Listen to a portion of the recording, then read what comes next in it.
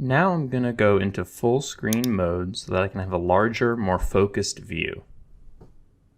Then I'm going to add a new case by pressing the New Case button. We simply fill out the patient information using some dummy information, and then assign an attending dentist, in this case Mrs. Schweitzer.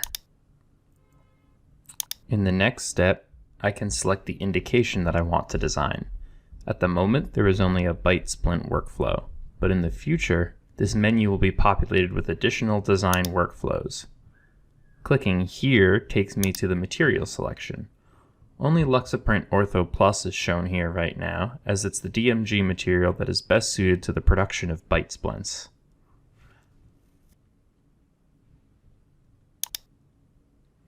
This step is where I select the jaw for which the splint is to be designed, either the upper or lower jaw. We're going to select the upper jaw and click the arrow to move forward. At this step, I have an option to leave a comment or a note if I'm not manufacturing the splint myself. For example, a practitioner might leave information for the technician designing and creating the splint.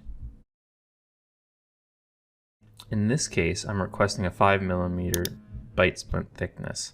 When we're satisfied, we can check everything one more time here and still have the option to edit individual parameters by clicking the relevant pen icon. You can then choose to save the case and close it if you want to stop here.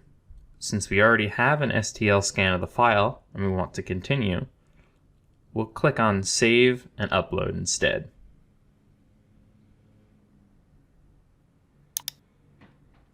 This takes us to the next screen where you have the option of uploading files. This can be done by drag and drop or by the Browse Files button. Here, it's the lower jaw that we want first. We click here and navigate the computer to the lower jaw STLs, and we can see it upload. The small little check mark indicates that it is uploaded successfully. Now we do the same for the upper jaw.